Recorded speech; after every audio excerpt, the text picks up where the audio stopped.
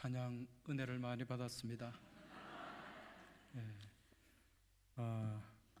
우리 선생님들 찬양을 들으니까 교회 학교 분위기가 보입니다. 예. 굉장히 좋다는 얘기입니다. 예. 오늘 예배 인도하신 분이 장로님이세요? 저는 교육 전도사님인 줄 알았어요. 그리고 드럼 치는 형제는 아들이에요? 거의 뭐 집안이 다 해먹네. 중학생이에요? 고등학생이에요? 굉장히 올됐다. 그런데 너무 드럼을 잘 쳐요. 예, 인물도 좋고. 예, 오늘 찬양팀 찬양에도 은혜 많이 받았고 우리 선장님 찬양에는 더 은혜 받았습니다. 할렐루야. 예. 지금이 사순절이죠. 예, 사순절 네 번째 주일인데 이 사순절을 영어로 렌트라고 하죠. 예, 렌트라는 말, 사순절이라는 뜻도 있고 또 어떤 의미가 있을까요? 봄이라는 뜻을 가지고 있습니다. 예, 그러니까 이 사순절이 주로 계절상 봄에 있지 않습니까? 예, 그래서 봄이라는 뜻을 가지고 있는데 지금 오늘 날씨가 너무 좋아요. 제가 오늘 이 섬으로 오는데 날씨도 너무 좋고 그래서 콧노래를 부르면서 찬송을 부르면서 그렇게 왔는데 여러분, 이 봄이라는 계절이 참 아름답잖아요. 이 봄이라는 계절, 이 단어에 담긴 뜻이 뭘까요? 의미가 있을 거 아니에요. 봄. 이 봄이라는 계절, 이 단어는 본다의 명사형입니다. 그러니까 봄, 무엇을 바라본다는 얘기죠. 그럼 봄 다음에 여름이 있습니다. 여름은 무슨 의미일까요? 열음, 열매를 맺는다. 그러니까 무엇을 바라보는 겁니까? 여름을 바라보죠. 열매를 바라본다는 거예요. 그럼 가을은 같다라는 뜻이에요. 같다. 그래서 같다는 것은 거둔다는 뜻이거든요. 예, 우리가 가지지 않습니까? 예, 같다. 그래서 열매를 거두는 계절이 가을이고 겨울은 겼다라는 뜻이에요. 이게 이제 겨울, 개울, 그러니까 안에 머물다 그런 뜻이에요. 우리 계집, 아이 그러지 않습니까? 계집이라는 말은 집안에 있는 사람을 계집이라 그러거든요. 예, 그래서 겨울은 집 안에 머무는 계절이다. 옛날은 추우니까 바깥 활동을 잘 못하지 않습니까? 자, 아무튼 지금 우리는 봄을 지내고 있고 봄은 무엇을? 열매를 바라보는 계절이다. 바라봄의 계절. 이 바라본다는 말을 영어로는 비전이라고 하죠. 그래서 봄에 우리는 이제 비전을 가지고 나가는 거예요. 무엇을 향한 비전을? 열매를 향한 비전을 가지고 그 열매를 거두어서 이제 겨울에 창고에 드리는 그런 선한 비전을 가지고 나가는 계절 위에 우리가 서 있습니다. 오늘 교사 헌신 예배인데 여러분, 교사는 무슨 일을 하는 사람입니까? 무슨 일을 하죠? 대답 좀 하소. 가르치는 일. 교자가 가르칠 교자입니다. 그죠? 사자는 일사입니까? 스승사입니까? 스승사자예요. 예, 가르치는 선생님, 스승이라는 의미를 가지고 있습니다. 그런데 세상에는 교사를 가르친다 그래요. 그런데 우리는 교회 학교 교사 아닙니까? 그죠? 예, 주일학교, 우리 통합측은 교회 학교라고 하는데 이 교회 학교 교사의 역할은 뭘까요?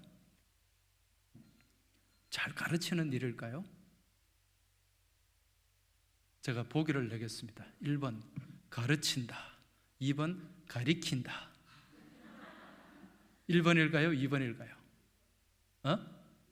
1번. 예. 세상에서 선생님들은 잘 가르치는 사람이라 그랬어요. 그런 사람이 존경을 받아요. 인정을 받아요. 그런데 교회 학교 교사는 그렇지가 않습니다. 잘 가르치는 사람이 아니라, 물론 잘 가르치는 것도 중요해요. 더 중요한 것은 잘 가리켜야 됩니다. 가리킨다. 이게 무슨 뜻이죠? 가르친다의 사투리입니까? 가리키는 것은 방향을 가리키는 거죠. 그죠? 예. 그래서 교회학교 교사는 방향을 가리켜가지고 비전을 보게 하는 사람이에요. 성경 지식을 많이 알아가지고 그걸 잘 가르쳐주는 사람이 교회학교 선생님이 아니라는 거죠. 표대 대신 우리 주님을 바라보고 가리키고 바라보게 하고 나아가게 하는 사람. 네. 그것을 입으로 하는 것이 아니라 무엇으로? 자기의 믿음의 삶을 통해서 보여주는 사람. 이런 사람을 비전너리라 그럽니다. 비전너리. 비전을 보여주는 사람. 비전을 향해 나아가는 사람. 그래서 교회 학교 교사는 그냥 단순한 가르치는 직업 어떤 그런 기능인이 아니라 뭡니까? 비전을 심어주는 비전너리라는 거예요. 그러니까 얼마나 중요한 어떤 책임이 있는지 모릅니다. 그래서 히브리어 단어로 이 교사 스승을 야라라고 합니다. 야라.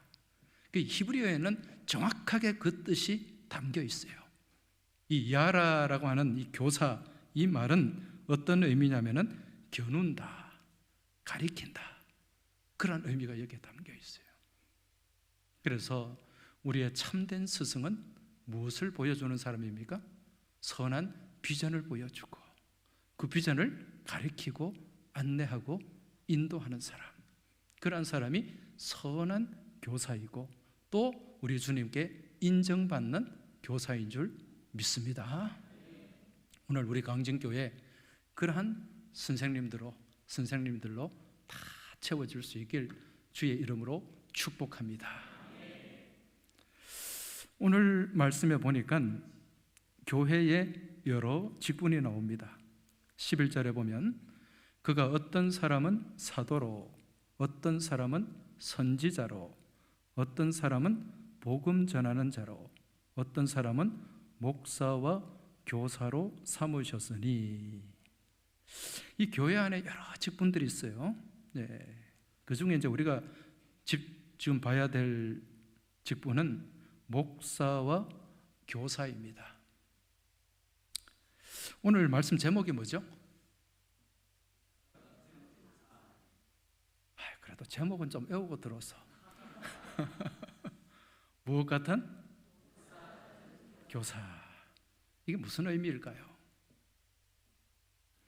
오늘 목사와 교사로 삼으셨으니 이렇게 말씀합니다. 여기서 목사, 교사 각각의 직분일까요? 같은 직분일까요? 네? 대답을 안 하기로 작정을 하셨네. 지금 목사, 교사, 지금 오늘 말씀에서 목사와 교사로 삼으셨다. 목사, 교사 각각 다른 직분일까요? 하나의 직분일까요? 네, 눈치가 빠르십니다. 하나의 직분이에요. 무슨 의미인가? 여기에 오늘 제목이 목사 같은 교사잖아요, 그죠? 여기에 보면 목사와 교사 각각 다른 게 아니라 원문에 보면 포이메네스 카이 디다스칼로스. 디다스칼로스가 교사예요. 포이메네스가 목사입니다. 여기에 접속사 카이가 있어요. 이 카이는 무엇과 같은 그런 의미예요. 영어로 치면 바이가 되겠죠, 그죠? 무엇과 같은. 그러니까 목사와 같은 교사. 그러니까 교사는 교사인데 어떤 교사다? 목사와 같은 교사. 또 목사도 교사와 같은 목사가 되는 거예요. 그러니까 오늘 지금 이 교사 헌신 예배로 우리 선생님들이 모였는데 오늘 성경에서 말씀하는 교사는 어떤 교사가 되어야 된다? 목사와 같은, 목사 흉내를 내는 교사가 아니라 목사와 같은 마음을 가지고 목사와 같은 심장과 열정을 가지고 그렇게 헌신하고 수고하고 아이들을 가리키는 그 사람이 누구라고요? 교사라는 거예요. 그래서 이 교사의 역할과 이 교사의 책임이 얼마나 무거운지 모릅니다. 그래서 오늘 말씀에 보면 이러한 목사와 같은 교사를 삼으셨는데 무엇을 하기 위하여? 이는 성도를 어떻게 하기 위해? 온전케 하기 위해. 온전하게. 여러분, 온전하다는 말의 뜻이 뭡니까? 온전하다, 완전하다, 어떤 차이가 있을까요? 온전하다고 하는 것은 어떤 본바탕 그대로를 그대로 유지하는 것, 훼손되지 않도록 본바탕 그대로를 유지하는 것, 이게 온전하게 보존한다, 그런 의미잖아요. 완전은 잘 아실 거예요. 완전하다, 이건 퍼펙트, 그죠? 그 온전과 완전은 차이가 많아요. 근데 오늘 말씀에 이 성도를 온전하게 한다, 이렇게 말씀합니다. 완전하게 하는 게 아니에요. 사람은 완전하게 할 수가 없습니다. 이 성도를 온전하게 한다는 것은, 이 온전하다는 말은 헬라 말로 카탈티스모스라는 단어인데, 이게 뼈를 맞추는, 접골하는 의미가 여기에 담겨 있습니다. 뼈가 어긋나고 그러면 제대로 걷지도 못하고 움직이지도 못하잖아요. 그래서 그 뼈를 제대로 제자리에 맞추어 넣는 것, 제자리에 접골하는 것, 이게 뭐다? 온전케 하는 것이다. 그래서 우리 교사들은 어떤 일을 해야 되는가? 여러분, 우리는 다 이 모양 저 모양으로 상처가 있어요. 또 문제도 있어요, 그죠? 또 삶의 어떤 그런 어긋난 모양도 있습니다. 이걸 우리 주님의 말씀 안에서 그런 삶의 모습들을 온전하게 맞추어 나가는 거예요. 그래서 우리 가르치는 아이들 중에는 성품이 조금 모난 아이도 있고 뭐가 조금 삐뚤어진 아이들도 있는데, 이런 아이들을 예수님이라고 하는 좋은 모델을 두고서 그 모델을 바라보면서 하나님 말씀으로 이렇게 조금 다듬어 나가고 이렇게 조금 수정해 나가고 그렇게 고쳐 나가도록 도움을 주는 사람, 그 사람이 누구라고요? 교사라는 것입니다. 그래서 최종적인 목적은 무엇인가? 우리가 다 죄와 허물로 인해 가지고 하나님의 형상을 잃어버렸어요. 그러한 하나님의 형상을 회복하는데 도움을 주는 사람, 무엇으로? 하나님의 말씀으로. 이게 우리 선생님들이 해야 될 일이고, 이것이 성도를 온전케 하는 일이라는 것입니다. 여러분, 그래서 이렇게 제자들을 맡긴 우리 이 교사들은 목사와 같은 교사니까 목자예요, 목자. 이 목자라는 말이 헬라어로 포이멘이라는 단어인데, 다 목자의 심정을 가지고 이 반 목양을 해야 되는 거예요. 그러니까 클래스, 반에 이 각자 맡은 반을 뭐 해야 된다? 목양을 해야 돼요. 양떼를 치듯이, 양떼를 양육하듯이. 그래서 성경에 보면 잠언 27장에 내 양떼의 형편을 부지런히 살피고 네 소떼의 마음을 두라. 여러분, 이 말씀이 우리 선생님들이 붙잡아야 될 말씀입니다. 잠언 27장 23절입니다. 한번 따라 하십시오. 내 양떼의 형편을 부지런히 살피고 내 소떼의 마음을 두라. 이게 목사 같은 교사가 가져야 될 적극적인 자세입니다. 양떼의 마음을 둬야 돼요. 자, 그럼 질문합니다. 우리 선생님들 손 좀 들어보세요. 교회학교 선생님들, 손 내리시기 바랍니다. 일주일에 아이들 얼마나 생각하십니까?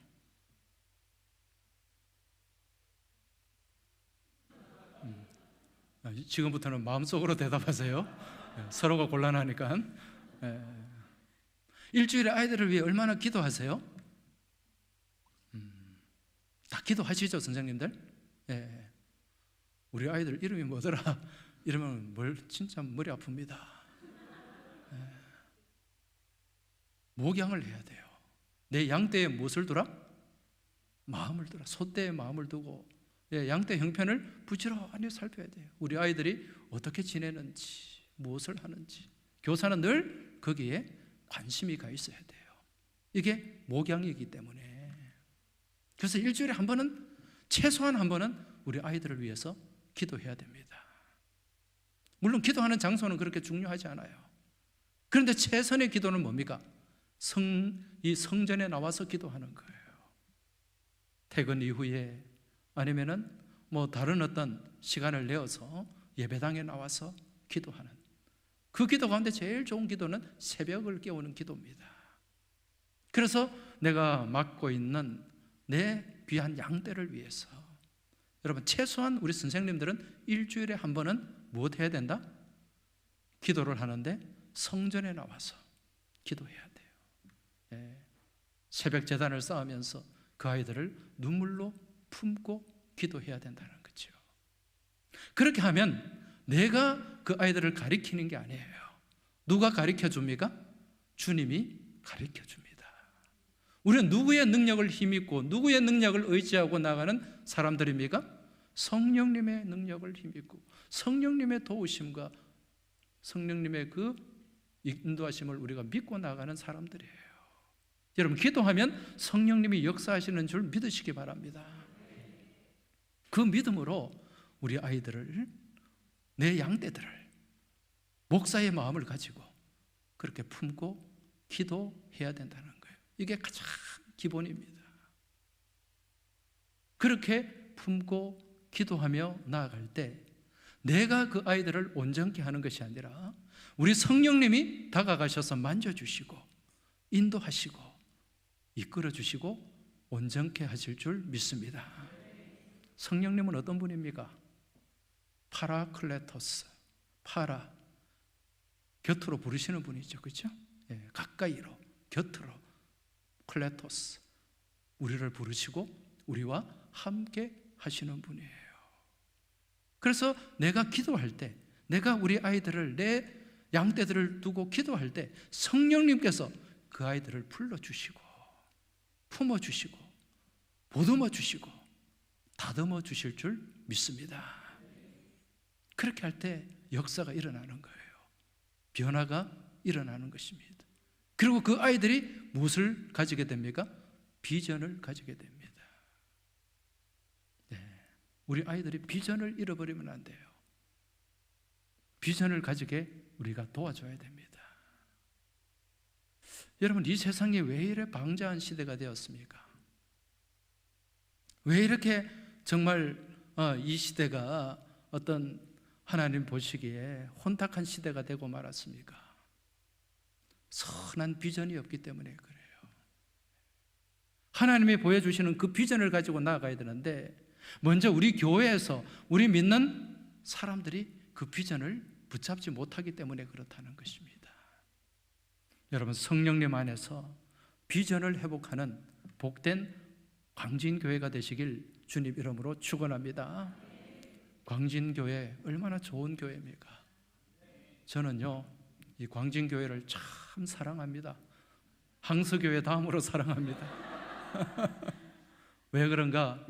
제가 우리 목사님, 정명식 목사님 참 제가 좋아하고 또 존경합니다. 저보다는 선배님이고 또 형님인데 제가 이렇게 형님이라고 부르는 사람이 많지가 않은데 제가 형님이라고 불러요. 저는 존경 안 하면 형님이라고 하지 않습니다. 우리 광진교회나 우리 항서교회나 속한 노회가 부산 노회인데 여기에 목사님들이 한 350명 이상 됩니다. 그 중에 제가 앞에 계셔서 그런 게 아니라 제가 제일 좋아하는, 존경하는 목사님이에요. 왜 제가 좋아하느냐? 일단 인물이 좋아. 예. 그리고 두 번째는 성품이 좋아요. 예. 할렐루야. 인정하십니까? 예. 여러분들은 행복한 성도들인 줄 믿으시기 바랍니다. 예. 그래서 참 늘 제가 한 20년 가까이 지금 뵙고 있는데 늘 한결같아요. 한결같고 또 강직하고 또 늘 옳은 길을 가려고 애쓰고 노력하는 그런 분이기 때문에 또 이런 목사님이 이름도 명식이잖아요. 명식. 얼마나 촌스럽습니까? 제가 아까 여쭤봤어요. 저는 목숨명인가 했는데 발글명이래요. 발글명. 빛이잖아요. 그죠? 심을 식자죠? 빛을 심어주는, 각각 우리 교우들의 성도들의 가슴에 주님의 빛을 심어주는 얼마나 귀한 목사님인지 모릅니다. 할렐루야. 앞으로 명식, 촌스럽다고 생각하지 마시고 은혜롭다 그렇게 생각하시고 우리 목사님과 함께 선한 비전을 가지고 나아가는 복된 교회가 되시길 축복합니다. 자, 우리 주님이 또 이렇게 교사를 세우신 이유가 있어요. 그 이유가 무엇인가? 봉사의 일을 하게 하시도록. 봉사하는 거예요. 여러분, 이 봉사가 뭡니까? 남을 위해서 헌신하는 거죠. 그렇죠? 네. 이걸 성경에서는 디아코니아 그렇게 얘기를 합니다. 이 디아코니아는 섬김이라는 뜻이 담겨 있어요. 섬김. 우리 예수님이 이 땅에 왜 오셨죠? 섬김을 받기 위해 오셨습니까? 섬기기 위해 오셨습니까? 섬기기 위해 오셨다고 말씀합니다. 디아코니아를 위해서 오셨어요. 그런 섬김의 본으로 친히 제자들의 발을 씻겨주시고 그리고 친히 십자가를 지시고 그 십자가에서 몸 찢어 피 흘리심으로 우리 주님의 모든 것을 다 내어주시고 섬기셨어요. 우리 주님은 섬김의 주님입니다. 이게 서번트 리더십이에요. 예, 섬김의 종으로서 그 리더십을 보여주신 거죠. 그러니까 우리는 주님을 따라가고 주님을 닮아가는 성도들인데 또 우리 교사들은 주님의 그 선한 비전을 가리키는 사람인데 그럼 우리 안에도 이러한 섬김의 모습이 있어야 됩니다. 우리 선생님들은 대접받으려고 교사한 것 아니죠, 그죠? 대접받기 위해서 교사하는 분은 한 분도 없을 거예요. 근데 간혹 또 내가 교사로 열심히 하는데 목사님도 안 알아주고 부장님도 안 알아주고 장로님도 안 알아주고 또 그런 불평, 원망 그런 마음이 사실은 들 때도 있어요. 그러나 끝까지 우리는 누구를 바라봐야 됩니까? 주님을 바라봐야 돼요. 누가 알아주시면 됩니까? 주님이 알아주시면 돼요. 이게 우리의 가장 기본적인 마음과 자세가 돼야 돼요. 드럼 멋지게 치는 아들 왜? 힘들어? 드럼만 잘 치면 중요한 게 아니야. 그 말씀을 잘 들어야 돼. 알겠어? 어디 손씨예요? 밀양 손씨. 양반이네. 자, 그래서 봉사의 일을 잘 감당해야 됩니다. 잘 섬겨야 된다는 거예요. 섬기기 위해서는 어떻게 해야 되는가? 내 것을 내어 놓아야 됩니다. 우리 선생님들 요즘 주머니 사정이 어렵겠지만은 주머니를 좀 여시기 바랍니다. 교회 재정으로만 뭘 하려고 그렇게 하지 마시고 선생님들 물론 학생들도 있고 요즘 또 경제도 어려워요. 그렇지만은 내 양떼를 위해서 주머니를 좀 여시기 바랍니다. 열면은 누가 채워주신다? 하나님이 더 각갑절로 채워주실 줄 믿습니다. 우리는 그 믿음으로 주의 일을 하는 거예요. 그렇게 아이들에게 떡볶이라도 아이고 교회 재정이 없는데 못한다 그러지 마시고 데리고 나가서 햄버거 뭐 이렇게 좀 아이들 어디 가서 조금 또 재미있는 구경도 극장도 좀 데려가시고 그렇게 해서 자주 만나세요. 만나면서 서로 신뢰가 생기게 됩니다. 저는 어릴 때 제가 이 목사가 된 여러 가지 어떤 계기도 있고 과정이 있습니다만은 저는 이 교회 학교 선생님을 잘 만난 것 같아요. 예. 지금도 그 선생님은 아직 은퇴를 안 하시고 시무 장로님이세요. 이제 금년 말에 은퇴가 될지 그렇습니다. 저희 고향교회 장로님이신데 제 고향은 촌발 넘치는 데예요. 경북 성주군 선남면 도흥교회가 제 시골 모교회입니다.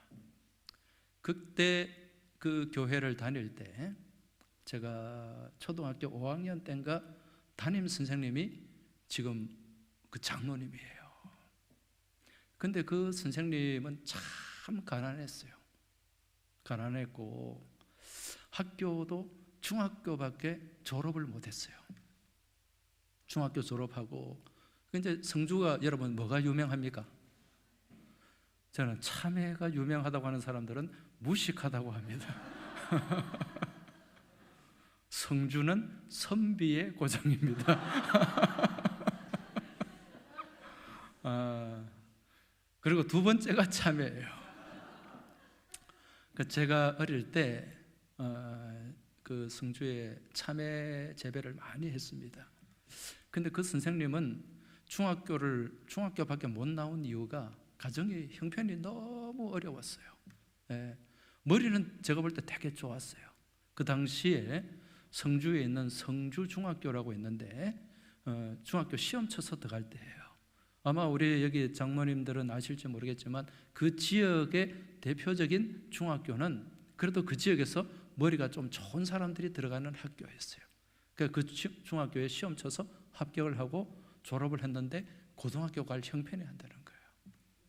그래서 이제 아버지가 맞춰준 지게를 치고 시골에서 농사를 짓는 거죠.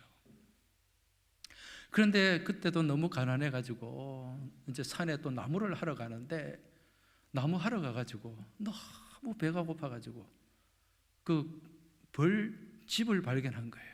그 벌집에 꿀이 있잖아요. 그 벌의 꿀을 따먹다가 그만 그 땅벌이라 그럽니까? 그 독한 놈들 그한테 쏘였어요. 눈을 쏘였어요. 그래서 한쪽 눈 시력을 잃어버리고 말았습니다. 그래서 그 선생님은 의안을 하고 있어요. 이제 그런 분이었는데 제가 초등학교 때 저하고 한 10살 차이니까 제가 한 10살, 11살 돼서 한 21살, 2살쯤 됐을 거예요. 그때 이제 농사를 지으면서 우리 반을 맡았어요. 우리 반을 맡아가지고 가르치는데 제가 볼 때는 참 뭘 배웠는지 하나도 기억은 안 나요. 그런데 참 재미있게 아이들을 가르쳤었는데 제가 왜 그분을 좋아하고 존경하는가? 참 어려운 분이잖아요. 근데 방학이 되면 우리 성주 시골 아이들은요 바닷가를 가본 적이 없어요. 내륙이니까. 그래서 그 선생님이 그 아이들, 우리 반에 또 무심 애들도 많았어. 한 10명 정도 됐어요. 그때는 뭐 동네 아이들이 많을 때니까. 그래서 그 한 10명 되는 아이들을 직접 선생님이 본인 돈도 없으면서 그때는 이제 바닷가를 가려면은요 성주에서 대구로 나와야 돼요. 대구에서 또 시내버스 타고 동부터미널인가를 가서 거기서 또 포항 가는 차를 타고 가야 돼요. 그렇게 몇 번을 갈아타고 새벽에 갔어요. 가가지고 거기에 또 민박인가 숙소도 마련해 놨어요.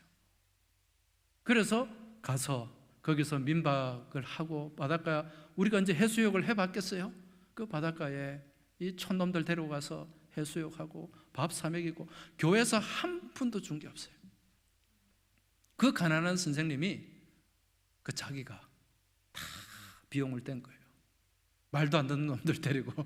그러니까 우리는 뭐 철이 없으니까 뭐가 뭔지도 모르고 그냥 가니까 좋다고 따라갔죠. 근데 나중에 알고 봤더니 그렇게 하셨더라고요. 그걸 우리만 한 게 아니라 매년 그렇게 하셨어. 아이들을 데리고. 그런데요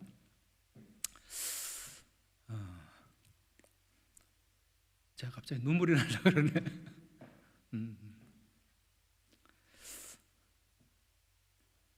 하나님이 가만히 보고 계시지 않았어요. 그분을 얼마나 축복을 해주시는지. 그분이 참외를 하는데, 여러분 이제 참외를 하우스 재배를 하거든요.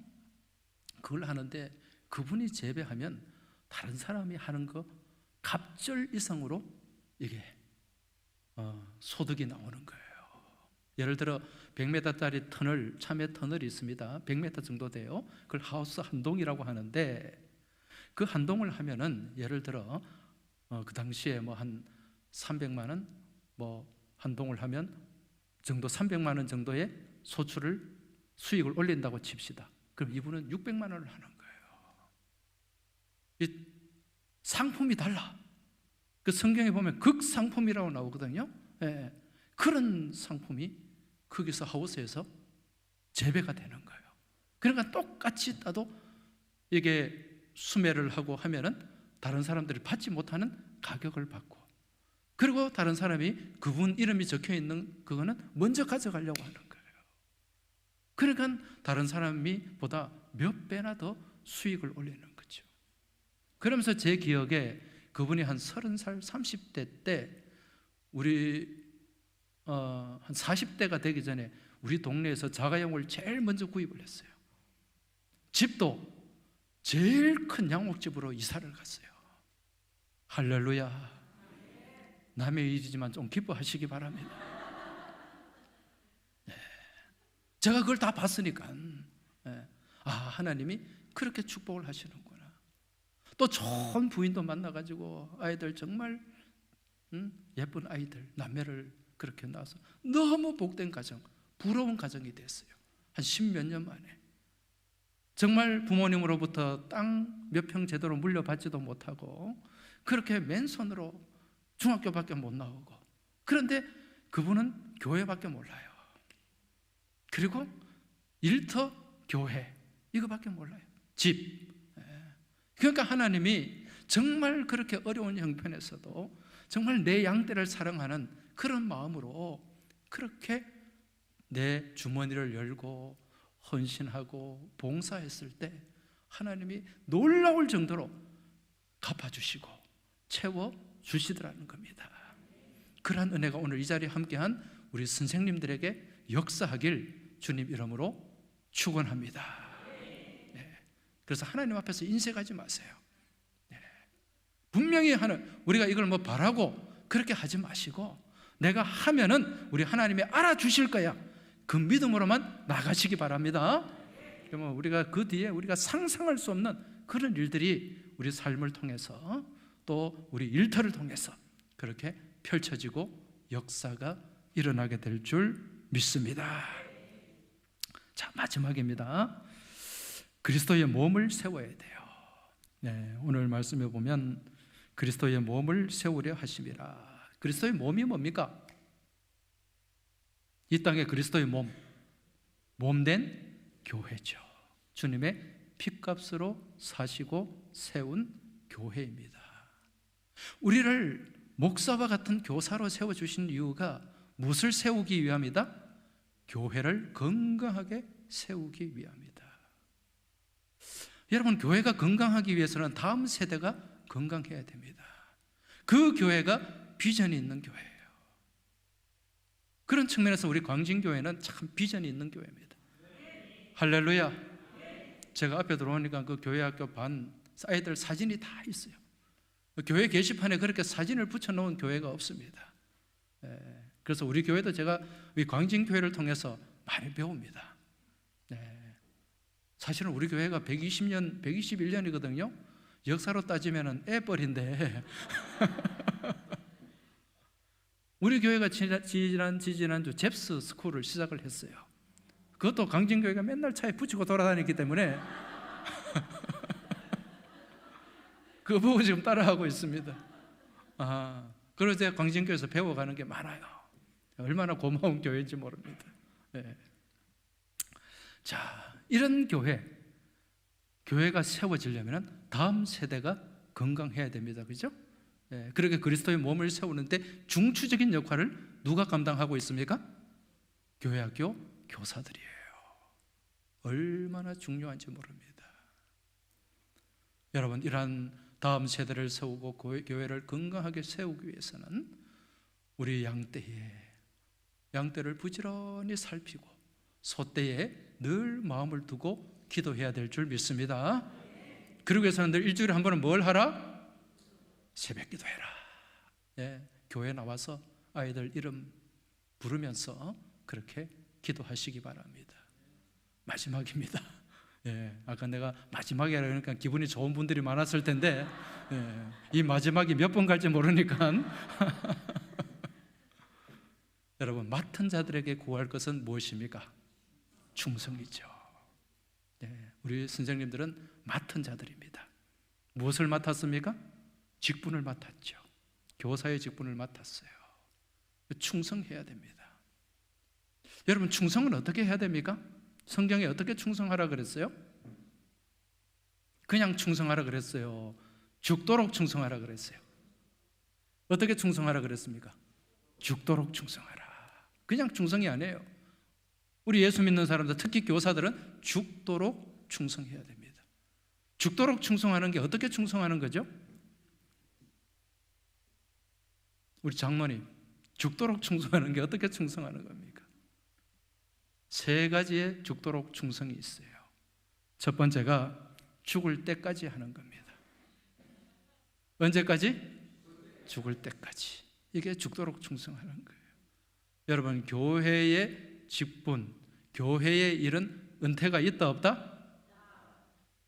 있어요. 70세면 은퇴입니다. 이건 법에 정한 거예요. 그런데 하나님 안에서는 우리가 하나님 앞에 가는 날까지 못 해야 된다? 충성해야 된다. 은퇴했다고 내려놓고 은퇴했다고 아무것도 안 하고 그거 아니에요. 하나님 앞에 가는 그날까지 내가 할 수 있는 일, 내게 맡겨진 일 무엇 해야 된다? 충성해야 돼요.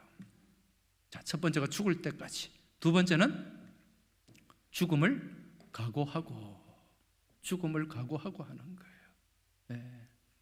그래서 내가 죽을지라도, 이 일을 하다가 정말 죽을지라도, 죽을 것 같아도 최선을 다해서 이 직분을 감당하는 것, 이게 죽도록 충성하는 거예요.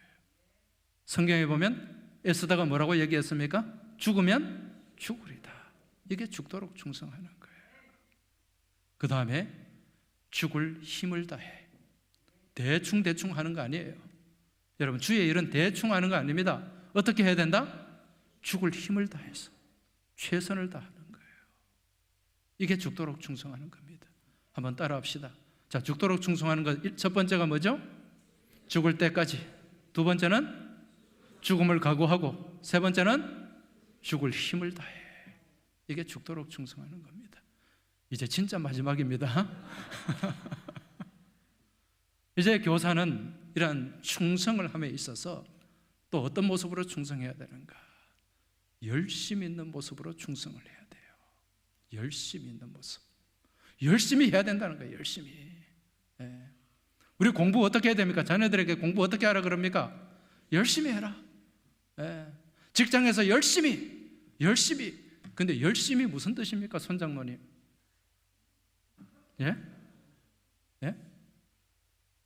열심히 해라. 우리 저 드러머한테 열심히 하라 그러잖아요. 열심히 무슨 뜻입니까?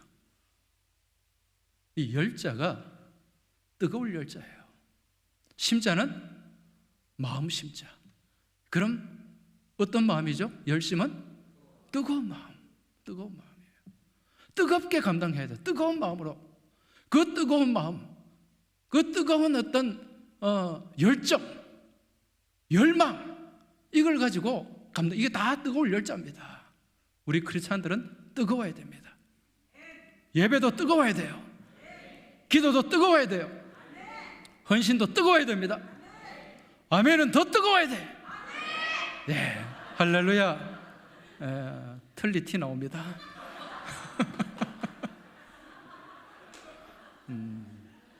뜨겁게. 찬양도 뜨겁게. 이 뜨거움이 식어버리면은요, 교회가 어떻게 되는가? 열심의 반대가 뭘까요? 열심의 반대. 뜨거울 열자라 그랬잖아. 냉심? 네. 열심의 반대는 찰 한자를 씁니다. 한심이에요. 한심하다 그러죠. 네. 이 한심한 게 뜨거움을 잃어버린 마음이 한심한 마음이에요. 우리 강진교회 열심 있는 교회가 되길 원하십니까? 한심한 교회가 되길 원하십니까? 우리 선생님들 열심 있는 교사가 되기 원하십니까? 한심한 교사가 되기 원하십니까?